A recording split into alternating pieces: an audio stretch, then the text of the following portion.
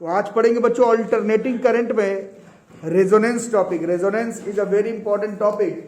Top 10 topic में से है, मतलब अगर हाथ रख के गेस किया जाए कि टॉप 10 टॉपिक पढ़ के चलते हैं जो कि आपके लड़ जाएगा mains NEET and school examination में, तो रेजोनेंस इन एसी उसमें माना जाता है। ठीक है, मतलब लड़ जाएगा। तुम क्वेश्चन देखोगे, पेपर एनालाइज करोगे, यही मेंस का नीट का पेपर आप एनालाइज करेंगे, आपको कहीं ना कहीं एक क्वेश्चन रेजोनेंस का जरूर मिल जाएगा।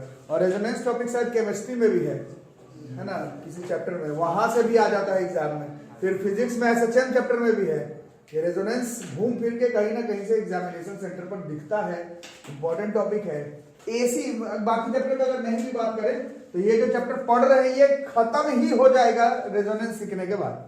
ठीक है, तो लास्ट क्लास में हमने एलसीआर सीरीज सर्किट पढ़ा था। जिन्होंने नहीं पढ़ा लेक्चर 3 देख लो, resonance in LCR series circuit पहले देख लो।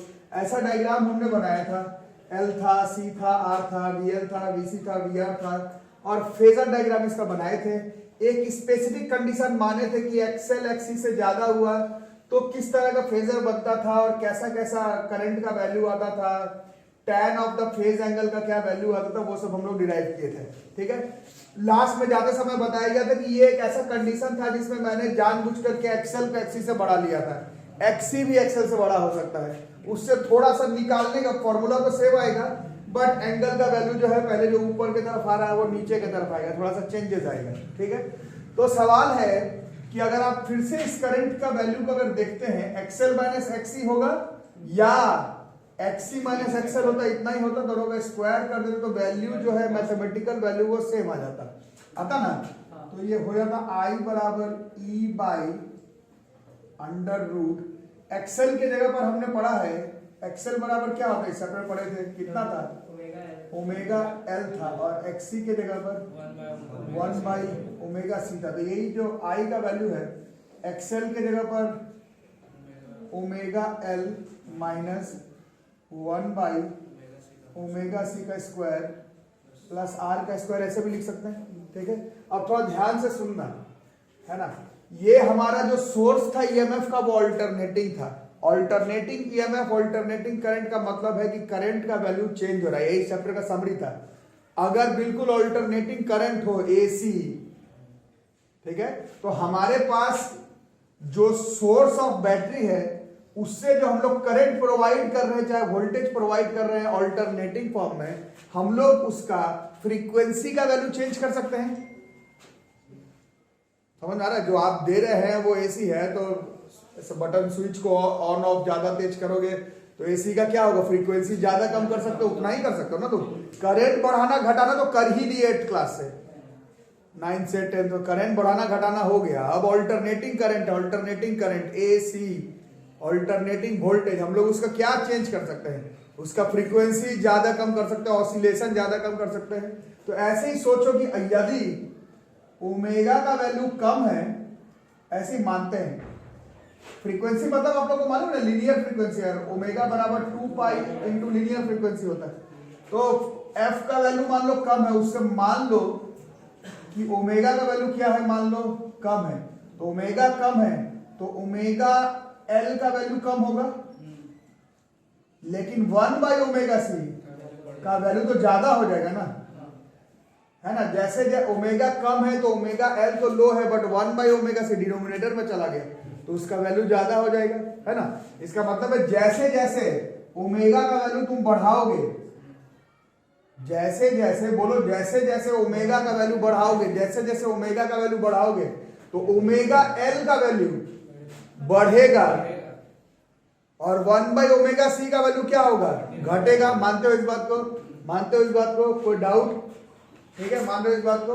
तो अब इसी चीज को एनालाइज करो, जैसे जैसे ओमेगा का वैल्यू बढ़ा रहे हो, ओमेगा एल बढ़ रहा है, 1 बाई ओमेगा सी घट रहा है। एक ऐसा टाइम भी तो आएगा, एक ऐसा टाइम नहीं, एक ऐसा खास फ्रीक्वेंसी भी तो आएगा, at a particular frequency F not, एक खास फ्रीक्वेंसी भी आएगा एफ नॉट, जिस पर एक पार्टिकुलर एंगुलर फ्रीक्वेंसी आएगा ओमेगा, अरे समझ में आ रहा ना, उस पर क्या हो जाएगा। कुछ लोग उस दिन जाते समय ही बता रहे थे उसमें क्या हो जाएगा, एक खास फ्रीक्वेंसी ऐसा आएगा जिसमें कि तुम्हारा सेम हो जाएगा। बिल्कुल जैसे जैसे फ्रीक्वेंसी बढ़ाओगे ओमेगा का वैल्यू बढ़ाओगे, ओमेगा का वैल्यू बढ़ाओगे तो ओमेगा एल का वैल्यू बढ़ने लगेगा, 1/ओमेगा सी का वैल्यू घटने लगेगा। एक खास ऐसा फ्रीक्वेंसी, एक खास ऐसा एंगुलर फ्रीक्वेंसी आएगा जिसमें कि ये जो ओमेगा एल का वैल्यू और जो 1/ओमेगा सी का वैल्यू वो सेम हो जाएगा एक खास एंगुलर फ्रीक्वेंसी पर। आ रहा समझ में? और वो जो एंगुलर फ्रीक्वेंसी इसको मल्टीप्लाई कर दोगे तो this will be omega naught का स्क्वायर हो जाएगा बराबर 1/LC हो जाएगा, और ये 1/√LC हो जाएगा। ये एक ऐसा खास एंगुलर फ्रीक्वेंसी है जिसमें कि ओमेगा नॉट एल का वैल्यू 1/ओमेगा नॉट सी के बराबर आ जाएगा। आ रहा समझ में? और इसी खास एंगुलर फ्रीक्वेंसी को ही हम लोग रेजोनेंस फ्रीक्वेंसी कहते हैं। इसी खास एंगुलर फ्रीक्वेंसी को क्या कहते हैं हम लोग? इसी खास एंगुलर फ्रीक्वेंसी को हम लोग कहते हैं resonance frequency. This specific angular frequency को ही हम लोग कहते हैं रेजोनेंस फ्रीक्वेंसी। इसी खास फ्रीक्वेंसी को क्या कहते हैं हम लोग? Resonance angular frequency. ठीक है, समझ आ रहा है? अब बात है इससे हुआ क्या सर, क्या हुआ बराबर होने पर, क्या हुआ खास बात, क्या हुआ खास बात, क्या हुआ वो आप लोग अभी खुद से देखेंगे। ये जो करंट का वैल्यू आप लोग बता रहे थे, ये जो करंट का वैल्यू आप लोग जो कल परसों डिराइव किए थे और बता रहे थे जो करंट का वैल्यू, उसी चीज को अगर एनालाइज करते हो तो खुद से बताओ, आप ही लोग बताओ क्या होगा। ये जो करंट का वैल्यू है, दिस करंट का वैल्यू कितना हो जाएगा? दिस करंट का वैल्यू इज, देखो E/, ये और ये बराबर, तो ये कट जाएगा तो ये सीधा I बराबर E/R हो जाएगा। और E/R का मतलब इसका रेजिस्टेंस का वैल्यू मिनिमम हुआ या मैक्सिमम हो गया, सोच के बताना। मैथमेटिकल टर्म है, किसी भी नंबर पर स्क्वायर है तो उसका वैल्यू हमेशा क्या होगा? पॉजिटिव होगा। पॉजिटिव कोई नंबर है तो उसका सबसे मिनिमम वैल्यू क्या होगा?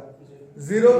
और समझ में आ रहा है क्या बोल रहा हूं? ये नंबर फॉर्म, चाहे तुम्हारा ओमेगा सी बड़ा होता, दूसरा केस में ओमेगा सी बड़ा हो जाता, बट उससे कोई मतलब नहीं है। इन दोनों नंबर का स्क्वायर करोगे तो वैल्यू पॉजिटिव आएगा।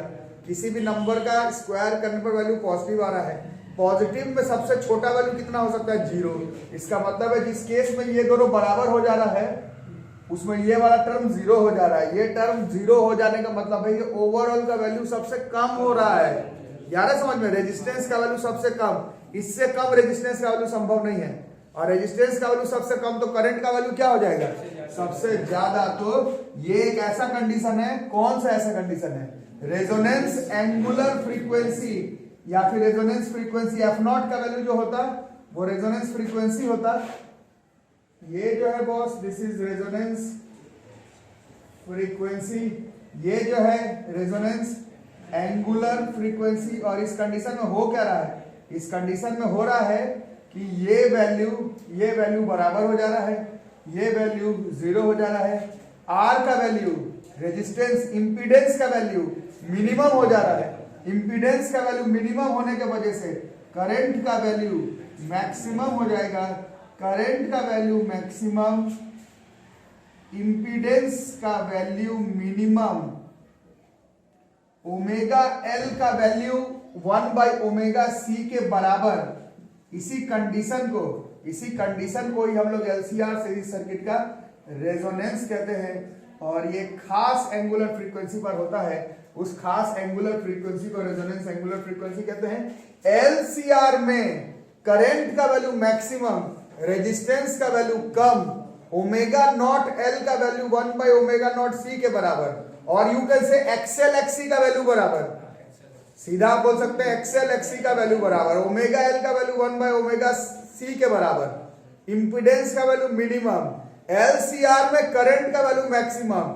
ये जिस खास फ्रीक्वेंसी में अटेन कर सकते हैं उस खास फ्रीक्वेंसी को हम लोग रेजोनेंस फ्रीक्वेंसी कहते हैं। खास एंगुलर फ्रीक्वेंसी जो बना omega naught, that is resonance angular frequency and the condition is known as resonance in LCR series circuit. ये रेजोनेंस एसएचएफ में अलग मीनिंग कंटेन करता है, केमिस्ट्री में इसका अलग मतलब है, साउंड चैप्टर में अलग मतलब है, अल्टरनेटिंग करंट चैप्टर में it has a bit of different meaning.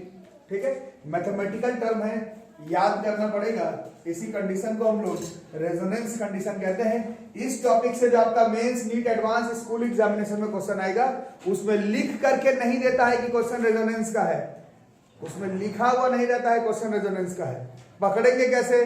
Question LCR का होगा और कहीं ना कहीं लिखा हुआ रहेगा कि इसमें करंट मैक्सिमम है, कहीं ना कहीं लिखा रहेगा कि एक्सएल एक्सी बराबर है, कहीं ना कहीं लिखा हुआ रहेगा कि ओमेगा एल 1/ओमेगा सी बराबर है, कहीं ना कहीं लिखा होगा कि इसका इंपीडेंस का वैल्यू मिनिमम पॉसिबल है, या फिर हो सकता है रेजोनेंस वर्ड लिख करके ही दे दे। इसका क्वेश्चन तो आपके किसी भी तरह के 12th क्लास वाले एग्जाम में लड़ने वाला है। तो इसका सारा न्यूमेरिकल्स हम लोग एक साथ करते हैं। अभी फिलहाल आप लोग इसको नोट कर लीजिए। रेजोनेंस फ्रीक्वेंसी का फॉर्मूला, रेजोनेंस एंगुलर फ्रीक्वेंसी तो याद कर लिए, ओमेगा बराबर 2 पाई एफ होता है, एफ बराबर ओमेगा बाई 2 पाई। तो जो एफ नॉट का बारे में बात हो रहा है that will be omega 1/2 pi 1/2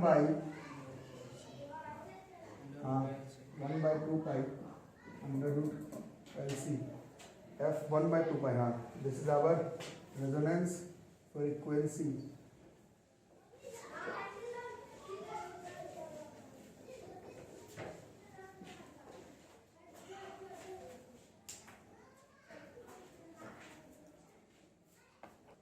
तो रेजोनेंस के बारे में अभी क्या क्या सीखे उस चीज को एक जगह पर लिख लिया जाए।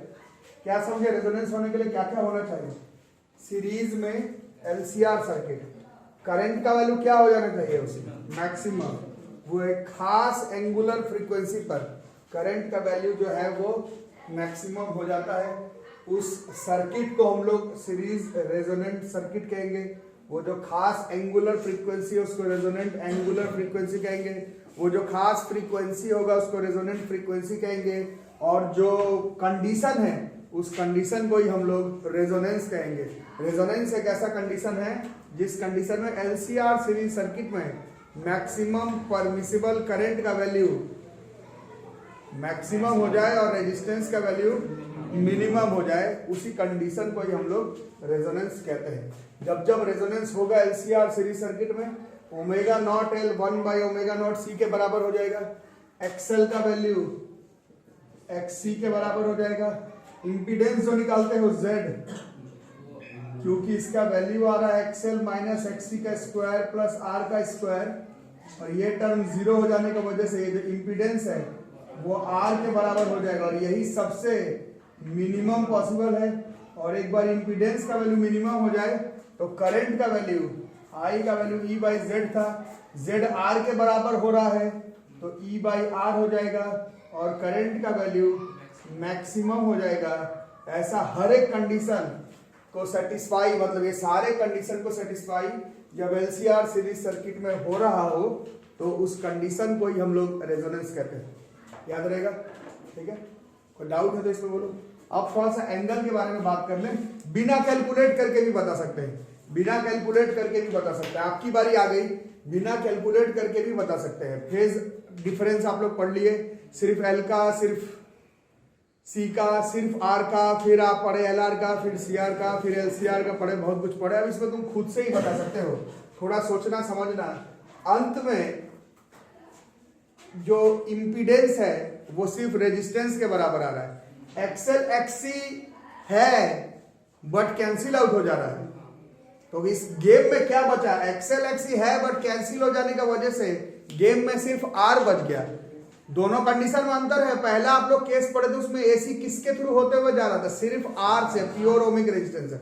इसमें सिर्फ आर से नहीं जा रहा, ये जा तो एलसीआर तीनों से रहा है, बट एक ऐसा खास कंडीशन अप्रोच हो रहा है जिसमें कि एक्सएल एक्ससी का वैल्यू बराबर होने के वजह से उसका मैथमेटिकल टर्म कैंसिल हो जा रहा है, और बाई चांस हमारा z का वैल्यू केवल r के बराबर बच रहा है, i का वैल्यू सिर्फ e बाई r के बराबर बच रहा है। तो ये किस कंडीशन से मिलता जुलता है? या अंत में उस कंडीशन से मिलता जुलता हो गया जब AC पास करा था किससे? प्योर ओमिक रेजिस्टेंस, और जब प्योर ओमिक रेजिस्टेंस से पास करे तो उसमें हमने पढ़ा था कि ऑल्टरनेटिंग करंट और ऑल्टरनेटिंग ईएमएफ के बीच में किसी तरह का फेज डिफरेंस नहीं होता है। तो ये उसी कंडीशन को रिजेंबल कर रहा है ना। कुछ बच्चे पूछते तो वही वाला क्यों नहीं, तो वो वाला नहीं है, उसमें सिर्फ आर था, इसमें एलसीआर तीनों है, बट एक खास एंगुलर फ्रीक्वेंसी पर हम लोग रेजोनेंस को अटेन कर पा रहे हैं। ठीक है, इसको हम लोग मैथमेटिकली भी कर सकते हैं। अभी थोड़ा देर पहले ही आप लोग tan फाई देखे थे, एलसीआर सीरीज सर्किट का, वो था XL minus XC by R था, और ये एक्सएल एक्सी बराबर होने के वजह से, ये बराबर होने के वजह से tan फाई का वैल्यू कितना हो गया, ये 0 हो गया। tan फाई का वैल्यू 0 का मतलब फाई का वैल्यू 0 हो गया, और फाई का वैल्यू 0 होने का मतलब है there is no phase difference, there is no phase difference between, लिखते भी रहेंगे, alternating current and alternating EMF during resonance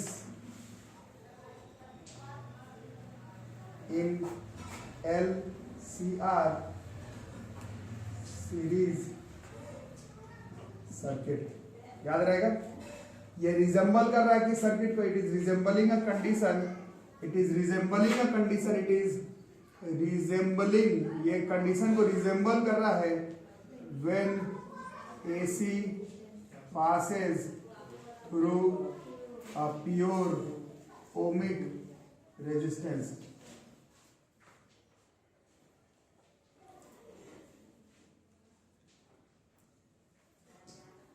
इतना कंडीशन सेटिस्फाई हो तब जाकर के उसको हम लोग रेजोनेंस कहेंगे। वो भी एलसीआर का भी सिर्फ सीरीज में, पैरेलल में इसका हिसाब किताब अलग है। आपके सिलेबस में सिर्फ सीरीज वाला ही पढ़ना है। तो एक ग्राफ प्लॉट करेंगे रेजोनेंस को समझने के लिए, करंट और फ्रीक्वेंसी के बीच में एक ग्राफ प्लॉट करेंगे रेजोनेंस को समझने के लिए, करंट और फ्रीक्वेंसी के बीच में। तो क्या हो रहा था कंडीशन, अभी से आधे घंटे पहले पढ़े है ना, क्या हो रहा था, फ्रीक्वेंसी जैसे जैसे बढ़ा रहे थे तो ओमेगा एल का वैल्यू बढ़ रहा था और 1/ओमेगा सी का वैल्यू घट रहा था। करंट का वैल्यू क्या हो रहा था, कम ही रहता ना। करंट का वैल्यू मैक्सिमम किस कंडीशन में हो रहा है, करंट का वैल्यू मैक्सिमम जो है वो सिर्फ रेजोनेंस के कंडीशन पर हो रहा है। जब तक रेजोनेंस पर नहीं पहुंचे तब तक करंट का वैल्यू क्या रहेगा, वो कम ही रहेगा। जैसे ही रेजोनेंस पर पहुंचे करंट का वैल्यू मैक्सिमम, फिर जैसे ही रेजोनेंस वाले फ्रीक्वेंसी से आगे बढ़ गए फिर से करंट का वैल्यू जो है वो कम ही हो जाने वाला है ना। इसी चीज को समझने के लिए हम लोग को ग्राफ प्लॉट करना है। तो एक खास वैल्यू फ्रीक्वेंसी का, एक खास वैल्यू होगा फ्रीक्वेंसी का जिसमें करंट का वैल्यू क्या हो जाएगा, खास वैल्यू होगा इसका जिसमें करंट का वैल्यू जो है वो मैक्सिमम होगा ना, जैसे आई मैक्स। और वो जो खास वैल्यू है फ्रीक्वेंसी का, यही हमारा रेजोनेंस एंगुलर फ्रीक्वेंसी है, रेजोनेंस एंगुलर नहीं, रेजोनेंस फ्रीक्वेंसी है। इस पे करंट का वैल्यू मैक्सिमम, उससे पहले करंट का वैल्यू क्या रहेगा, वो कम रहेगा। तो कम रह रहा, धीरे धीरे धीरे बढ़ रहा है, ये अपना मैक्सिमम वैल्यू पर आएगा। जैसे ही मैक्सिमम पर आएगा वो वापस से जो है वो ऐसे उतर जाएगा। तो मतलब हर इधर उधर वाला वैल्यू पर, हर इधर उधर वाला वैल्यू पर, हर इधर उधर वाला वैल्यू पर करंट का सेम वैल्यू हो सकता है। समझ में आ रहा है क्या बोल रहा हूँ, है ना। जैसे करंट का वैल्यू जैसे 5 एम्पियर ऐसे ही सोचो, तो वो एक इधर वाले फ्रीक्वेंसी पर भी आ सकता है और इधर वाले पर भी आ सकता है। जैसे 7 वैल्यू है तो वो इधर वाले फ्रीक्वेंसी पर भी आ सकता है और इधर वाले पर भी, जो इसका मैक्सिमम वाला वैल्यू है 10, 12, 15 जो भी हो, वो एक खास फ्रीक्वेंसी पर ही आएगा। That frequency is resonance frequency and this is how graphical representation of current frequency resembling the value of resonance frequency and maximum current is shown. ठीक है, और ये ग्राफ कई बार आ चुका है प्रवेश परीक्षा से लेकर के स्कूल एग्जामिनेशन में। इस ग्राफ पे न्यूमेरिकल भी आता है। देखो बच्चों, तो क्वेश्चन स्टार्ट करते हैं थोड़ा सा हम लोग। क्या कह रहा है क्वेश्चन, थोड़ा सा पढ़ो, देखो क्या कह रहा है। सीरीज सर्किट है पहला की, क्या क्या दिया हुआ है, एल का वैल्यू कुछ दिया हुआ है 0.12 हेनरी, सी का वैल्यू दिया हुआ है 0.48 मिली है, माइक्रो होता तो म्यू लिखा हुआ रहता, मिली होगा।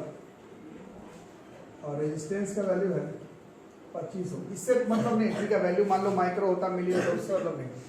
क्या सीखना है क्वेश्चन बनाते समय वो देखो, ये क्या कह रहा है, इज कनेक्टेड टू ये 220 volt variable frequency power supply.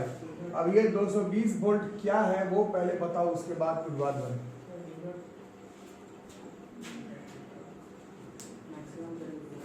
220 volt लिखा हुआ, peak value of alternating EMF. Peak value of alternating EMF, ये कैसे पता चला? वेरिएबल है तो वही ना, V1 ओमेगा टी। अच्छा, तो वही होगा, तो लिखा वेरिएबल फ्रीक्वेंसी पास होता है ना पीक होता तो मेंशन किया हुआ। यही अभी सिखाना आप लोगों को, यही ये एसी में ये सीखना बहुत ज़्यादा जरूरी होता है, बच्चे समझ नहीं पाते हैं। एक्चुअली में ये मेरे को शुरू में ही बताना था, बट ये मैं अभी बता देता हूँ। ये देखो क्या कह रहा है, ये 220 वोल्ट जो गिवन पावर सप्लाई है अल्टरनेटिंग करंट के फॉर्म में, कौन रीड कर रहा होगा इसको? इसको अंत में वोल्ट मीटर ही रीड करता है घर पर, समझ आ रहा है? और आप थोड़ा ध्यान से सुनना, घर पर जो वोल्टेज आता है वो हम लोग पहले से पढ़ चुके हैं, वो एसी आता है। बट तुम्हारा वोल्ट मीटर के पास इतना दम नहीं है कि वो अल्टरनेटिंग वोल्टेज अल्टरनेटिंग करंट को पकड़ ले, वो कैलकुलेट डीसी करता है ना? समझ में आ रहा है? कुछ आ रहा है समझ में? क्या मैं बोल रहा हूँ, क्या बोल रहा हूँ? ये जो वैल्यू है, जो गिवन वाला वोल्टेज है, वो एसी का क्वेश्चन है जरूर, बट एक्चुअली में ये जो वैल्यू है वो डीसी का है। इसके लिए हमें शिफ्ट करना पड़ेगा, जहां से चैप्टर स्टार्ट किए थे वहां पर आपको बताया गया था कि एसी का कैलकुलेशन करना हमारे बस की बात नहीं है। इसके लिए हम लोग उसको डीसी में कन्वर्ट करते थे, दो वैल्यू पकड़ करके। एक वैल्यू था उसका एवरेज वैल्यू ऑफ एसी, है ना, और एक था आरएमएस वैल्यू या फिर वर्चुअल वैल्यू ऑफ एसी। ये जो पॉइंटेड वैल्यू होता है 220 वोल्ट, पॉइंटेड वैल्यू जो होता है वो गिवन वोल्टेज जो होता है 220 वोल्ट, जैसे कि इस क्वेश्चन में है, वो वोल्टेज का ई का वर्चुअल वैल्यू होता है। ये ई वी या फिर ई आरएमएस होता है। ये कहीं पर कॉपी पेंसिल किताब जहां पर भी हो, इस वैल्यू को आप लोग लिख करके रखेंगे। एसी चैप्टर में ये जो गिवन वाला वोल्टेज है, क्योंकि वोल्टेज में बहुत पेच है इस चैप्टर का न्यूमेरिकल में, क्योंकि वोल्टेज एल वाला भी हो सकता है VL, वोल्टेज सी वाला भी हो सकता है VC, वो ई वाला भी हो सकता है, ई पर ई नॉट वाला भी हो सकता है, और ई आरएमएस वाला भी हो सकता है। ई पर पेच लग रहा है इस चैप्टर में, ई बहुत सारा आ जा रहा है इस चैप्टर में, है ना? तो ये जैसे अभी कुछ लोग आप लोगों से बताए कि ये लग रहा है कि एसी का पीक वैल्यू है, ये एक्चुअली में एसी का पीक वैल्यू नहीं है। ये जो मार्क्ड वैल्यू होता है एसी चैप्टर के क्वेश्चन में, वो हमेशा ही ई का वर्चुअल वैल्यू होता है। ये याद रहेगा, या ई आरएमएस, ई आरएमएस दोनों वही चीज है। इसका काम पड़ेगा, आप लोगों को शुरुआत में ही बताया था कि इसका काम पड़ेगा, नहीं तो अभी तक कुछ लोग सोच रहे हो तो पहला दिन में ये सब का प्रूफिंग करवाया गया था, ये सब यूज क्यों नहीं आ रहा है, अब आएगा, है ना? वहां पर वो वैल्यू का यूज पढ़ने वाला है। तो ऐसे में भी मेंस एडवांस नीट छोड़ करके भी ऐसे में भी बात करो तो ये सीखने समझने वाली बात है। आज के बाद कम से कम आप ये बोल सकते हैं, 10th क्लास का बच्चा बताता है कि वोल्ट मीटर किसको मेजर करता है, वोल्ट को, वोल्टेज को। 12th में भी इस चैप्टर के पहले तक हम लोग भी यही बात बता रहे थे, बट आज के बाद ये बताने कि वो जो वैल्यू है वोल्टेज को तो मेजर करता ही, ऐसा नहीं कि 10th में गलत पढ़कर आ गए, वोल्टेज को ही मेजर करता है, बट वो अल्टरनेटिंग ईएमएफ का वर्चुअल वैल्यू जो कि एक डीसी है, पढ़ चुके हैं हम लोग, उसका वैल्यू को कैलकुलेट करता है। ठीक है, तो एक्चुअली में ई आरएमएस जिससे भी लिखते हो, ये उसका वैल्यू है 220 वोल्ट। पहला चीज तो जानने वाली बात क्या हो गई, ये सिर्फ इस क्वेश्चन में नहीं, मतलब अब इस चैप्टर में जो भी क्वेश्चन है उसमें इस डेटा का हमें यूज पड़ेगा लॉस। चलो अब इसके बाद तो शायद इस क्वेश्चन में शायद इस डेटा का उतना काम भी नहीं लग रहा है, थोड़ा सा इसमें ये कॉन्सेप्ट है, ये एलसीआर सीरीज सर्किट का क्वेश्चन है और करंट का वैल्यू मैक्सिमम है, मतलब ये किस कंडीशन का क्वेश्चन है, this is condition of resonance. अभी थोड़ी देर पहले मैं बताया था रेजोनेंस का बहुत कम ही न्यूमेरिकल आज तक ऐसा है जिसमें लिख करके दे देता है कि लो ये रेजोनेंस का क्वेश्चन है, ऐसा बहुत कम ही क्वेश्चन में रहता है। वो जनरली जो है वो वैल्यू में ऐसा ही कुछ ना कुछ कहीं ना कहीं हिंट दिया हुआ रहता है। वैसे ये मैं ईवी के बारे में बताया जरूर, बट लगता नहीं है कि इसका काम पड़ेगा, क्योंकि रेजोनेंस फ्रीक्वेंसी का अभी हम लोग निकालना क्या है, व्हाट फ्रीक्वेंसी, मतलब हमें रेजोनेंस फ्रीक्वेंसी ही निकालना है। और रेजोनेंस फ्रीक्वेंसी का फॉर्मूला पढ़े थे थोड़ी देर पहले, क्या था? रेजोनेंस फ्रीक्वेंसी का फॉर्मूला था 1/2 पाई अंडर रूट एलसी था। तो इससे ईवीआईवी का काम इस क्वेश्चन में वैसे में भी नहीं पड़ रहा है, बट अगले क्वेश्चन में तो पड़ेगा, कल के क्वेश्चन में तो पड़ेगा, परसों के क्वेश्चन में तो पड़ेगा। ये याद रखना, जो मार्क्ड वैल्यू होता है वो ई का वर्चुअल वैल्यू होता है। ये हम लोगों को बहुत बाद में पता चला, जैसे जब पढ़ते थे तो मालूम ही नहीं चलता था कि ये क्या है। ठीक है, अब चलो कैलकुलेशन करना हो तो घर पे कर सकते हो। वैसे एल का वैल्यू क्या होगा 12/100 और सी का वैल्यू 48/100 और फिर 10 का पावर -3 और 1/1000 है ना। कितना हो गया ये?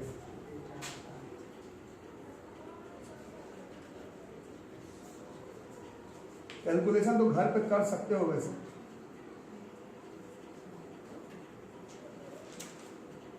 रूट के अंदर 48 गुना 12 और ये कितना हो गया 100। कैलकुलेशन आएगा, घर पे कर लेना है ना। कैलकुलेशन अपने से कर लेना, कितना होगा थोड़ा बता दो। ये 100 10 10 10 1000 रूट 10 भी ना ऊपर आ जाएगा 1000 रूट 10 हाँ ऊपर आ जाएगा ना 1000 रूट 10। ठीक है, तो कैलकुलेशन घर पे अपना कर लेना, कैलकुलेशन अपना घर पे करते रहना। 21 के करीब करीब आएगा पॉइंट का आंसर। कैलकुलेशन करके देख लेना, it will be approximately 21 hertz. Calculation करके देख लेना, it will be approximately 21 hertz. ठीक है, मेरा मोटिव एक्चुअली में ये न्यूमेरिकल बनवाना नहीं था, मेरा मोटिव था पहचानवाना कि रेजोनेंस का क्वेश्चन किस तरह से आएगा। एक पूरा वीडियोस तो चलेगा ही न्यूमेरिकल का, अभी सिर्फ समझने वाला क्वेश्चन थोड़ा एक दो और करके देखते हैं।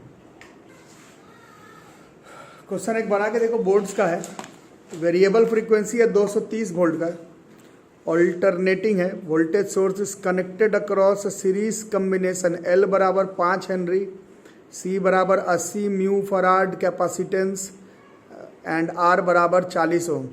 Calculate the angular frequency of the source. यहाँ तक तो ठीक है, बट आगे बता ही दिया क्या निकालना है। Which drives the circuit in the resonance. Clear कर तुमसे पूछ ही रहा है, रेजोनेंस में भेज देने वाला एंगुलर फ्रीक्वेंसी चाहिए, रेजोनेंस पे जो भेज दे वो वाला एंगुलर फ्रीक्वेंसी चाहिए, रेजोनेंस पे भेजने वाला एंगुलर फ्रीक्वेंसी। खुद से कैलकुलेट करके देखो, पहुंच पाए।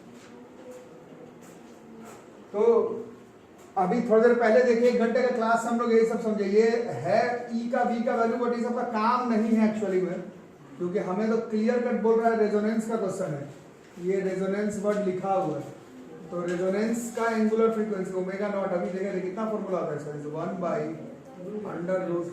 1/√LC। बस इतना ही करना, बाकी सब चीज अपने जगह पर है, बट मालूम होना चाहिए। एल के जगह पर 5 और सी के जगह पर 80 इंटू 10 की पावर -6 हो जाएगा। ये हो गया 400, मतलब 4 इंटू 10 की पावर 2 इंटू 10 की पावर -6 हो गया, 10 की पावर -4। फिर कितना हो गया इनका, तो दिस इज 1/2 इंटू 10 की पावर -2, ये ऊपर चले गया। 100/2 50 रेडियन पर सेकेंड। एफ का पूछता हर्ट्ज में लिखते, ओमेगा का पूछ रहा है रेडियन पर सेकेंड में लिखेंगे। ठीक है, तो ये सब आप लोग रिवाइज कर लें। अगले क्लास से अब हमारा न्यूमेरिकल सेक्शन इस चैप्टर का आएगा, उसमें एल का, सी का, आर का, एल आर का, सी आर का, एल सी आर का और रेजोनेंस का साथ में न्यूमेरिकल चलेगा। सारा फेजर डायग्राम आप लोग ठीक से याद करके आएंगे। मिलता है अगले क्लास में, तब तक के लिए थैंक यू।